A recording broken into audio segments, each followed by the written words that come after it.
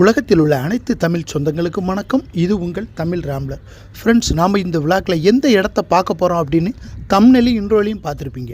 இந்தியாவின் நாயகரா அப்படின்னு சொல்லப்படுற அதிரப்பள்ளி அருவியை பற்றி தான் இந்த விழாக்கில் நம்ம பார்க்க போகிறோம். ஆனால் அதிரப்பள்ளிக்கு நம்ம பயணம் கேரளா வழி இல்லைங்க, தமிழ்நாட்டு வால்பாறை வழியாக நம்ம அதிரப்பள்ளி போகிறோம். வால்பாறையை பற்றி ஒரே வார்த்தையில் சொல்லணும் அப்படின்னா இதை 7வது சொர்க்கம் அப்படின்னு சொல்கிறாங்க. ஊட்டி, கொடைக்கானல் மாதிரி வால்பாறை ஒரு புகழ்பெற்ற சுற்றுலாத்தலம் இல்லை. அப்படி இருந்தாலும் வால்பாறை மற்ற சுற்றுலாத்தலங்களுக்கு ரொம்ப வித்தியாசமானதுங்க. பார்க்குற இடம் எல்லாமே தேயிலை தோட்டம், காப்பி தோட்டத்தை தான் நம்ம பார்க்க முடியும். வால்பாறையை மறைக்கப்பட்ட சொர்க்கம் அப்படின்னு சொல்கிறாங்க. அது உண்மைதாங்க. வால்பாறைக்கு நீங்கள் எப்போ வரலாம் அப்படின்னா செப்டம்பர்லேருந்து மார்ச் மாதம் வரை நீங்கள் வரலாங்க. வால்பாறை எப்போவுமே அழகு தான். ஆனால் இந்த மாதத்தில் வந்தீங்க அப்படின்னா குளிர்ச்சியாக வால்பாறை பார்க்கவே சூப்பராக இருக்குங்க. வால்பாறையில் சில இடங்களில் லைட்டாக பார்த்துட்டு நம்ம அதிரப்பள்ளி போவோம். வால்பாறையில் நீங்கள் ஃபஸ்ட்டு பார்க்க வேண்டியது வால்பாறையோட கிரீடம்னு சொல்லப்படுற நல்லமுடி பூஞ்சோலை வியூ பாயிண்ட் தாங்க.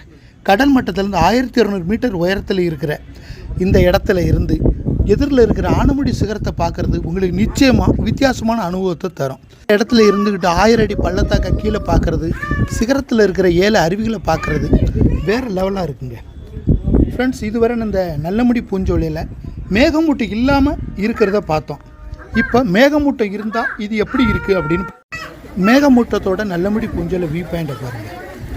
எதிரில் எதுவுமே தெரியாது, எல்லாம் மேகம் மறைச்சிடும். திடீர்னு மேகம் போகுங்க, பார்க்க அப்படியே சுத்தமாக இருக்கிற மாதிரி இருக்கும்.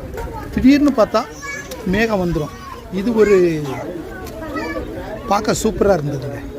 இங்கே வியூ பாயிண்ட்லேருந்து குழந்தைங்க சவுண்டு கேட்குதா, ஃபுல்லாக கத்திக்கிட்டு தான் இருந்தாங்க. அருவி, கீழே பழங்குடியினர் வீடு, எதுவுமே தெரியல. சூப்பர். அடுத்து நிரார் டேம். இது ஒரு சின்ன டேமுங்க. வால்பாறையிலேருந்து 15 கிலோமீட்டர் தூரத்தில் இருக்குது. இங்கே மிருகங்கள் தாக்குதல் அதிகமாக இருக்கும். அதனால் தகுந்த பாதுகாப்போடு வாங்க. பார்க்கணும் அப்படின்னு விருப்பப்பட்டால் வாங்க, இல்லைன்னா அந்த இடத்த ஸ்கிப் பண்ணிடுங்க. அடுத்து வால்பாறையில் பார்க்க வேண்டியது முக்கியமான இடம் கூழாங்கல் ஆறுங்க. வெறும் ஆறு தானே அப்படின்னு நினச்சிடாதீங்க. சுற்றி தேயிலை தோட்டம், நடுவில் கிளியர் கிறிஸ்டலாக இந்த தண்ணி, அந்த கல்களை பார்த்தீங்கன்னா கீழே ஒயிட் கலரில் அந்த கூழாங்கல் இருக்குங்க, பளிங்கு மாதிரி இருக்கும். இடம் சுற்றி சூப்பராக இருக்குது. நீங்கள் குளிக்காட்டாலும் வந்து பார்த்துட்டு போங்க. அடுத்து வால்பாறையிலேருந்து 20 கிலோமீட்டர் தூரத்தில் இருக்கிற ஆசியாவிலே 2வது பெரிய அணையான சோலையார் அணை.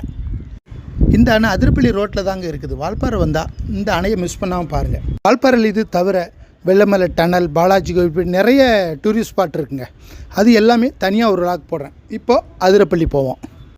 நீங்கள் கேரளா வழி வர்றதா இருந்தால் நேராக சாலக்குடி வந்துடுங்க. சாலக்குடியிலேருந்து அதிரப்பள்ளிக்கு அடிக்கடி பஸ் இருக்குது. தமிழ்நாட்டு வழியாக வர்றதா இருந்தால் வால்பாறை தாங்க பக்கம். ஆனால் வால்பாறையிலேருந்து பஸ் வசதி கிடையாது. ஒரு நாளைக்கு 2 தடவை தான் பஸ் உண்டு. சொந்த வாகனத்தில் வந்தால் நீங்கள் எப்போ வேணாலும் வரலாம். ஆனால் வால்பாறையிலேருந்து அதிரப்பள்ளி ரோட்டில் ஈவினிங் 5 மணி வரை தான் அனுமதிப்பாங்க. நீங்கள் ட்ரெயினில் வர்றதா இருந்தால் ஆலுவா, கொச்சின், திருச்சூர், சாலக்குடி வந்து நீங்கள் அதிரப்பள்ளி வரலாம். ஆலுவாலேருந்து 50 கிலோமீட்டர் தூரமும், கொச்சின்லேருந்து 75 கிலோமீட்டர் தூரமும், திருச்சூர்லேருந்து 70 கிலோமீட்டர் தூரமும், சாலக்குடியிலேருந்து 30 கிலோமீட்டர் தூரத்துலையும் அதிரப்பள்ளி இருக்குது. நீங்கள் வால்பாறையிலேருந்து அதிரப்பள்ளிக்கு சொந்த வாகனத்தில் வரும்போது ரொம்ப கவனமாக வாங்க. இந்த இடப்பேட்ட இடம் காட்டு மிருகங்கள் அதிகம் நடமாடுற இடம். யானைகள் நடமாட்டம் அதிகமாகவே இருக்கும். கவனமாக வாங்க. அதிரப்பள்ளியை பொறுத்தவரை இது தென்னிந்தியாவின் நாயகரான்னு சொல்கிறாங்க. பல தமிழ் படங்களில் இந்த அருவியை நீங்கள் பார்த்துருப்பீங்க. அது என்னென்ன படங்கள்னு பின்னால் பார்ப்போம். சாலக்குடியிலேருந்து அதிரப்பள்ளி போகிற ரோடு சூப்பராகவே இருக்கும். வழியெல்லாம் பாக்கு மரம், பேரிச்சி மரம், இதை பார்த்துட்டே போகிறது சூப்பர். வாங்க, அதை இப்போ ரசிச்சுக்கிட்டே அதிரப்பள்ளி போவோம்.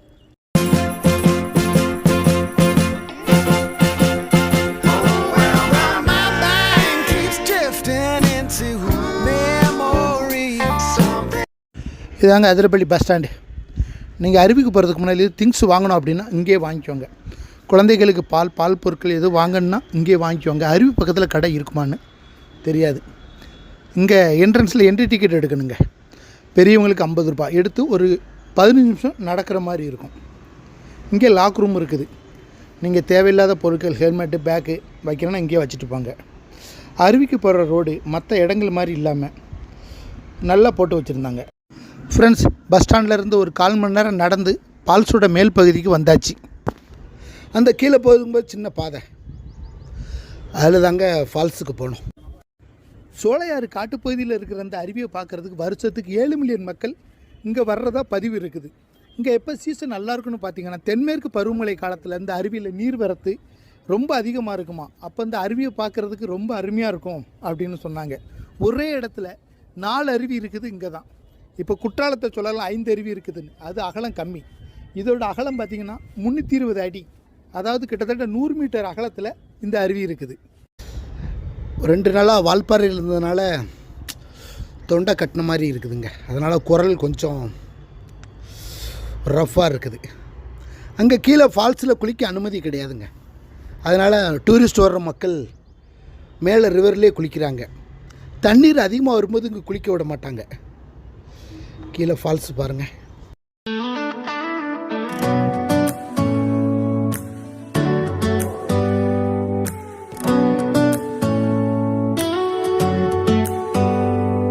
Do you hear that? My sanity about to break while everyone I know's out. கீழே அருவியில் குளிக்கிறதுக்கு யாருக்கும் அனுமதி கிடையாது. பார்த்து ரசிக்கிறதுக்கு மட்டும்தான் அனுமதி.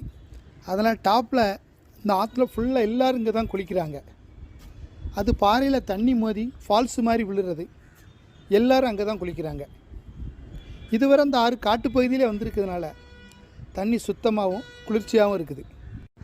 இங்கே அதிரப்பள்ளி ஃபால்ஸு பக்கமே பார்க்க வேண்டிய இடங்கள் நிறைய இருக்குது. வாழைச்சல் ஃபால்ஸ்னு ஒரு 7 கிலோமீட்டர் தூரம், சோலையார் அணை ஒரு 50 கிலோமீட்டர் தூரம். புன்னகமன்னன் படத்தில் ரேகாவும் கமலஹாசன் சூசைட் பண்ணுற மாதிரி சீனை இந்த இடத்துல தான் எடுத்திருக்காங்க. கீழே நிற்கிற மக்களை பாருங்கள், சிறுசாக தெரிகிறாங்க. இங்கிட்டிருந்து தண்ணி விழுற அழகாக பார்த்து ரசிச்சுக்கிட்டே இருக்கலாம். கீழே கூட்டத்தை பாருங்கள்.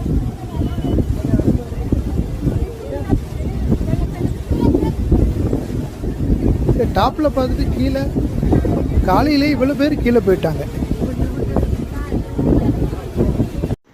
டாப்பில் இருந்து அருவியை பார்க்குறதுக்கு ஒரு 1/4 மணி நேரம் நடந்து கீழே போகணுங்க. இந்த ரோடு ரொம்ப மோசமாக இருக்குது. வயசானவங்க, ப்ரெஷர் பேஷண்ட், சுகர் பேஷண்ட்டு இவங்கெல்லாம் கொஞ்சம் வராமல் இருக்குது நல்லது. ஏன்னா பாதை ரொம்ப மோசமாக இருக்குது. அருவியோட இறைச்சலை பாருங்கள், ரொம்ப அதிகமாக கேட்குது.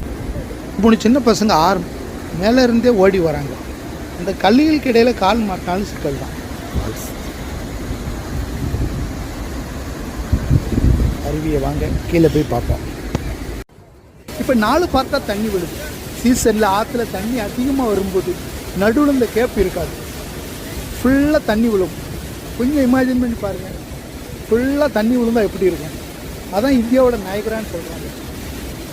இப்படி இருக்கிறதால தான் டைரக்டர் மணிரத்னத்துக்கு இந்த அருவி ரொம்ப பிடிச்சி போச்சு. அவரோட எல்லா மூவியும் பாருங்கள், இந்த அருவி ஒரு சீன் இல்லாமல் இருக்காது. இந்த அருவியில் குளிக்க அனுமதி கிடையாது, குளிக்கவே வேண்டாம்.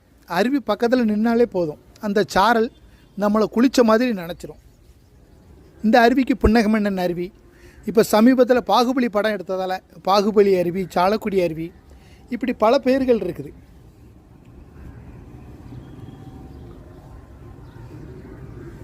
பக்கத்தில் சாரல் அடிச்சுக்கிட்டே இருக்குதுங்க. பக்கத்தில் இங்கே நிற்கிறது உண்மையிலே சூப்பர், வேறு லெவல். இந்த அருவி இன்னும் பல தமிழ் படங்களில் பார்த்துருப்பீங்க. வெற்றி கொடிக்கட்டி படத்தில் கருப்பு தான் எனக்கு பிடிச்ச கலரு அந்த பாட்டு, சரத்குமார் நடித்த சாணக்கியா படத்தில் அர்ஜுனா அந்த பாட்டு, முதல்வன் படத்தில் குறுக்கு சிறுத்தவளே அந்த பாட்டு, இப்படி நிறைய பாட்டை இந்த அருவி மையம் வச்சு எடுத்துக்கிறாங்க. இப்போது தண்ணி கம்மியாக இருக்குது அப்படிங்காங்க. தண்ணி கம்மியாக இருக்கும்போதே இப்படி இருக்குது, தண்ணி அதிகம்னா எப்படி இருக்கும்? ஓகே ஃப்ரெண்ட்ஸ், இந்த வீடியோ உங்களுக்கு பிடிச்சிருக்கும் அப்படி நம்புகிறேன். பிடிச்சா லைக் பண்ணுங்கள், ஷேர் பண்ணுங்கள், கமெண்ட் பண்ணுங்கள், முக்கியமாக சப்ஸ்கிரைப் பண்ணுங்கள். அடுத்து ஒரு நல்ல வீடியோவில் உங்களை பார்க்குறேன். அதுவரை விடைபெறுப்பது தமிழ் ராம்ப்ளர். தேங்க்யூ.